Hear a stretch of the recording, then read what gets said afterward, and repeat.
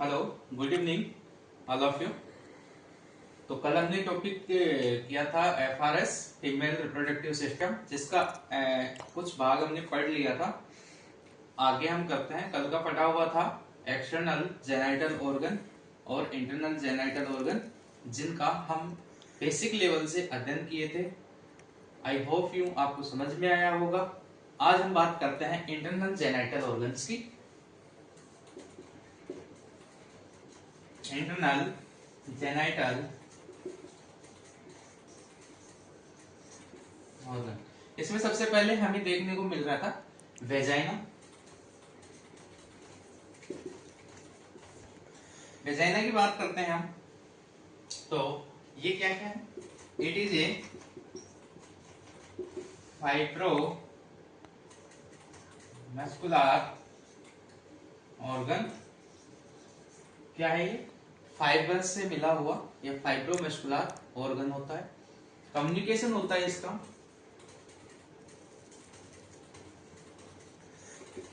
Communication between vulva and cervix. ये connection कहाँ होता है? वल्वा से और सर्विक्स से। ठीक है, इसके बाद में बात करते हैं हम लेंथ ऑफ वेजाइना। तो दो साइड से हम इसकी लेंथ मेजरमेंट करते हैं। फर्स्ट वाली होती है एंटीरियर साइड की।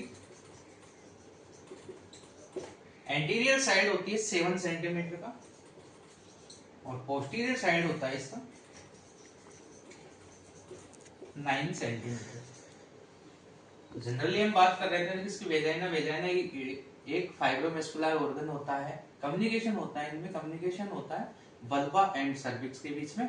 उसके बाद में लेंथ की बात करते हैं तो एंटीरियर साइड में तो 7 सेंटीमीटर की होगी और पोस्टीरियर साइड में होगी 9 सेंटीमीटर की। उसके बाद में हम आगे बात करते हैं इसके फंक्शन।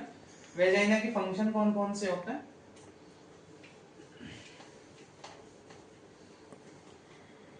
Function of vagina. पहला फंक्शन होता है इसका organ of coitus act.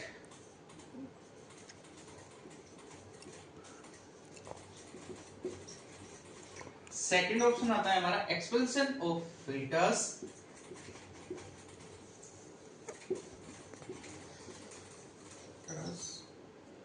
Next आता है एक्सक्रिएशन ऑफ वेस्ट प्रोडक्ट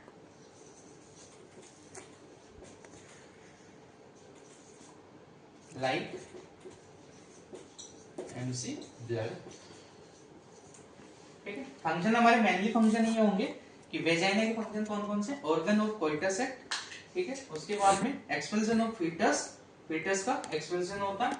उसके बाद में excretion of waste product, MC blood का एक्सक्रिएशन होता है, फीटस का एक्सपेल्शन होना और कोइटस एक्ट के लिए। उसके बाद में वेजाइना की बात करते हैं तो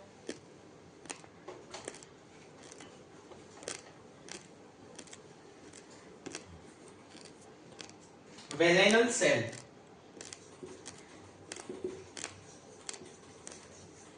वेजाइना में कितने प्रकार की सेल होती है? 3 प्रकार की सेल होती हैं। 3 टाइप सेल। फर्स्ट होती है स्ट्रेटिफाइड,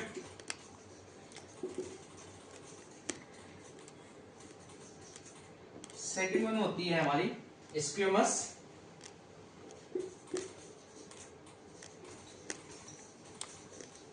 थर्ड वन होती है हमारी कौन सी? Epithelial cell.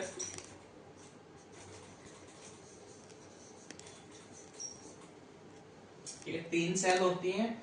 एग्जाम के पॉइंट ऑफ व्यू से भी यही पूछा जाता है कि वेजाइना में कितने प्रकार की सेल होती है, तो बोलेंगे 3 प्रकार की सेल पाई जाती है। पहली होती है हमारी स्ट्रेटिफाइड सेल होती है। सेकंड होती है कौन सी? हमारी स्क्वामस सेल होती है। उसके बाद में तीसरी होती है हमारी एपिथेलियल सेल। ये 3 सेल मिलके ही वेजाइना को बनाते हैं। अब ये हमारा वेजाइना का जनरली एक कंप्लीट होता है, जिसमें हमने स्टार्टिंग से बात की थी कि vagina it is a fibrous muscular organ होता है। कम्युनिकेशन होता है इनके बीच में वल्वा का और सर्विक्स का। उसके बाद में हमने बात की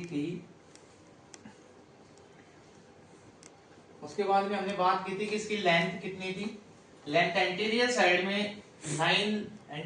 में 7 सेंटीमीटर देखने को मिल रहा था, पोस्टीरियर साइड में देखने को मिल रहा था 9 सेंटीमीटर। तो ऐसे हम बात कर रहे थे। अब नेक्स्ट है हमारा पीएच ऑफ वेजाइना।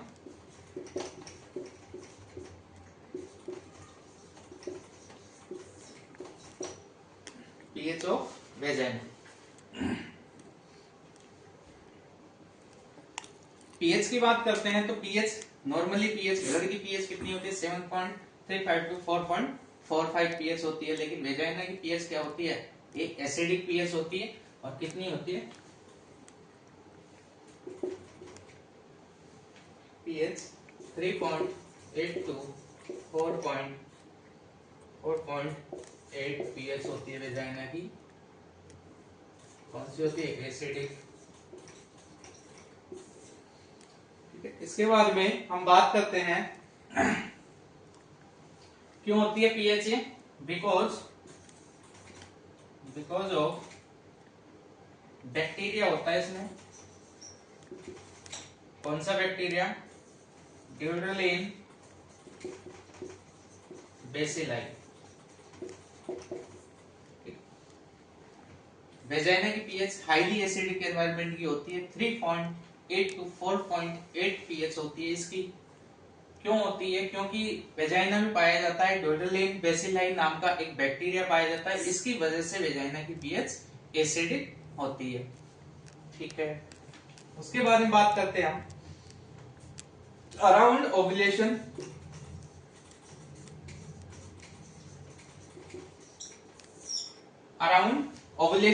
ओव्यूलेशन के समय हमारा जो एलएच हार्मोन था इंक्रीज हो जाता है और हमारा एस्ट्रोजन हार्मोन ये भी इंक्रीज हो जाता है।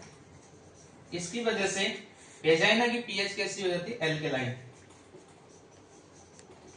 और जब वेजाइना की पीएच एल्केलाइन नेचर की होगी तो ही उसमें संभव है कि प्रेगनेंसी कंसीव हो सकती है, अन्यथा एसिडिक एनवायरनमेंट में प्रेगनेंसी कंसीव नहीं होती है। ये हो गया हमारा वेजाइना का संपूर्ण पार्ट। उसके बाद में हम बात करते हैं यूट्रस की।